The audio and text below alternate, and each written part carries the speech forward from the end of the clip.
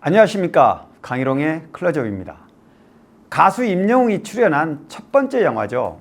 학수고대하던 임영웅 주연 단편 영화 인 옥토버가 마침내 공개됩니다. 소속사 물고기 뮤직은 6일 낮 12시 국내 OTT 플랫폼을 통해 인 옥토버를 선보인다고 밝혔습니다.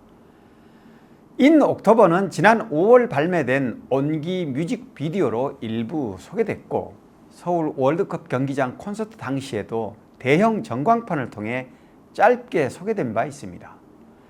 배우로 변신한 임영웅 가수의 새로운 면모를 다시 보게 될 기대감에 크게 관심이 쏠리고 있습니다.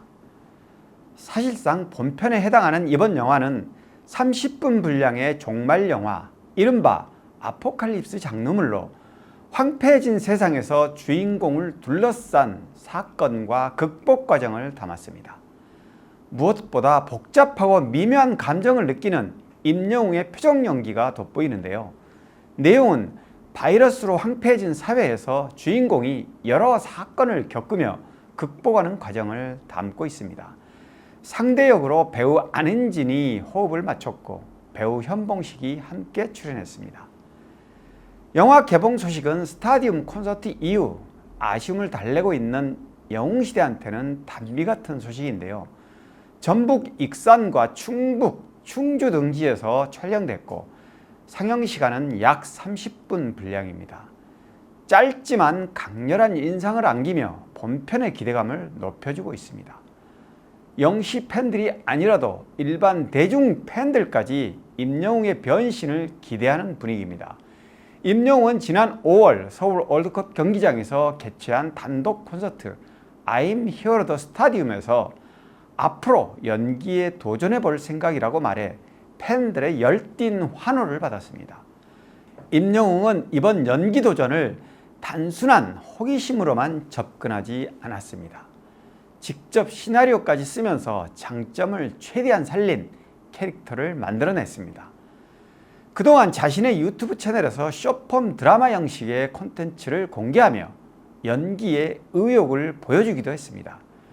임영웅은 직접 유명 배우들의 연기를 개인 지도하는 강사에게 특별 연기 수업을 받으면서 단단히 준비한 것으로 알려졌는데요. 자신의 상대 배우 안은진 섭외에도 의견을 냈을 만큼 전력을 기울였다는 후문입니다. 열정이 가득 찬 임영웅을 바라보는 팬들 입장에서는 물론 대환영하는 분위기입니다. 최근 들어 유퀴즈 온 더 블록, 뭉치야 찬다, 삼시세끼 등 예능 프로그램에 이어 연기까지 도전하는 모양새가 마냥 즐거울 수밖에 없습니다. 이딴 방송 출연 소식은 그야말로 유쾌한 보너스가 됐습니다.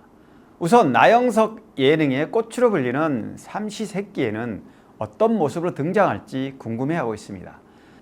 삼시세끼 어촌편 시즌6는 시즌5 이후 4년 만에 다시 돌아오면서 임영웅이 출연한다는 사실만으로 엄청난 기대가 쏠리고 있습니다. 그렇다면 어디서 촬영할지도 궁금할 텐데요. 그동안 시즌5까지 어촌편은 모두 전라도의 작은 섬들을 배경으로 촬영됐습니다. 시즌1과 시즌2는 신안군에 위치한 만제도에서 찍었습니다. 삼시세끼 어촌편 첫 촬영지였는데 한반도 육지에서 가장 멀리 떨어진 곳이기도 합니다. 시즌3는 전라남도 고흥군에 속한 작은 섬 등량도에서 찍었습니다. 시즌4는 전라북도 고창의 한 마을에서 바다목장이라는 컨셉으로 진행됐습니다. 자연인들의 모습이 그대로 재현됐습니다. 직전 마지막이었던 어촌편 시즌5는 전라남도 완도군 노하읍에 위치한 죽굴도였습니다. 작은 섬에서 자급자족하는 모습을 담았습니다. 지금껏 진행되어 온 걸로 유추해보면 아마도 임영웅이 출연하게 될 시즌6도 전라도의 어느 섬이 아닐까 예상이 됩니다. 물론 예상치 못했던 전혀 다른 곳일 가능성도 배제할 수는 없습니다. 언제쯤 방영될지도 궁금한데요.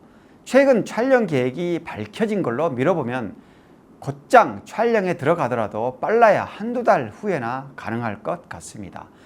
늦어도 하반기 중에는 방영될 것으로 보입니다.